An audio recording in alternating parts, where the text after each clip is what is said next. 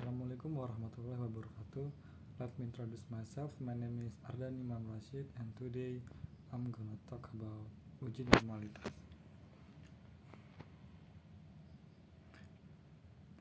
Hari ini saya akan berbicara materi hari ini tentang uji normalitas. Apa itu uji normalitas? Uji normalitas adalah uji yang dilakukan untuk mengecek apakah data penelitian kita berasal dari populasi yang sebarannya normal. Uji ini perlu dilakukan karena semua perhitungan statistik parametrik memiliki asumsi normalitas sebaran. Formula atau rumus yang digunakan untuk melakukan suatu uji.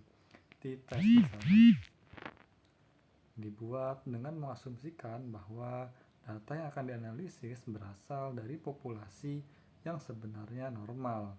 Data yang normal memiliki kekhasan seperti mean, median, dan modusnya.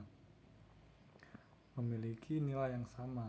Selain itu juga data normal memiliki bentuk kurva yang sama, bell curve, dengan mengasumsikan bahwa data dalam bentuk normal ini, analisis statistik baru bisa dilakukan. Cara melakukan uji asumsi normalitas ini yaitu menggunakan analisis chi-square dan Kolmogorov-Smirnov.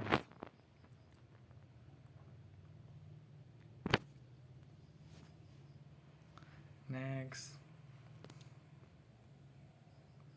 Apa yang terjadi jika uji normalitas tidak normal? Solusi yang bisa digunakan jika data distribusinya tidak normal saat uji normalitas adalah melakukan transformasi data, yaitu mengubah skala data dengan fungsi matematika tertentu agar distribusinya lebih mendekati normal. Beberapa contoh transformasi data adalah logaritma, akar kuadrat, dan inverse. Tujuan uji normalitas. Uji normalitas merupakan sebuah uji yang dilakukan dengan tujuan untuk menilai sebaran data pada sebuah kelompok data atau variabel. Apakah sebaran data tersebut berdistribusi normal ataukah tidak? Selanjutnya,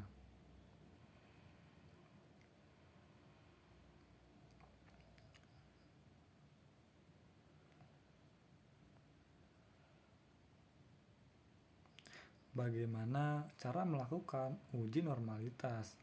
Uji normalitas biasanya digunakan dalam penelitian kuantitatif untuk memastikan bahwa data yang diamati memenuhi asumsi yang diperlukan oleh beberapa metode analisis statistik, seperti analisis regresi atau uji T jika data tidak memiliki distribusi normal. Maka metode-metode tersebut mungkin tidak memberikan hasil yang akurat, sehingga penting untuk mengetahui apakah data tersebut normal atau tidak. Untuk menguji apakah data memiliki distribusi normal, terdapat beberapa uji yang dapat digunakan seperti uji Kolmogorov-Smirnov, uji Anderson-Darling, dan uji Shapiro-Wilk. Masing-masing uji ini memiliki kelemahan dan keunggulan tersendiri, dan pilihan terbaik tergantung pada jenis data yang diamati. Selanjutnya, setelah memilih uji yang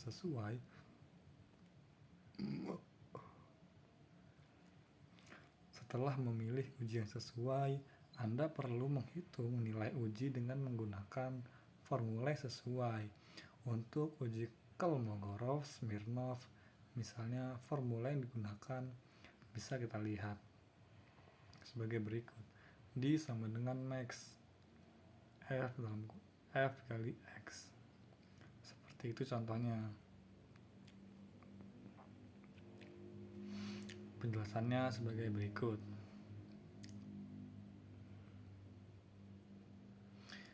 Di mana Fx adalah fungsi distribusi empiris, yaitu distribusi yang diamati dari data, dan fx adalah fungsi distribusi normal.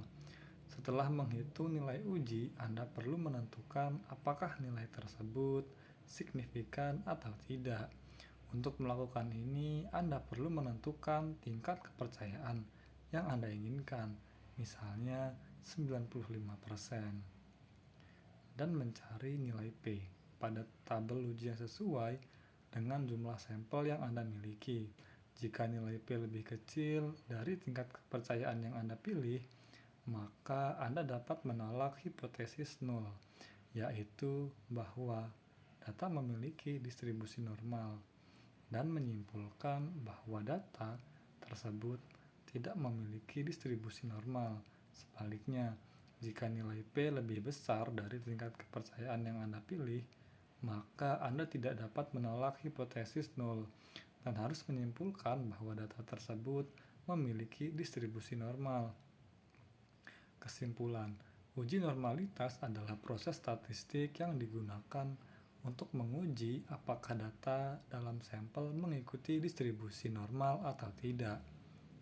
Terdapat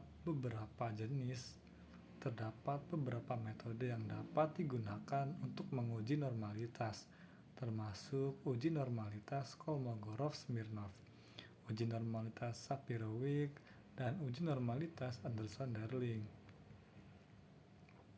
Sekian dari saya. Wassalamualaikum warahmatullahi wabarakatuh.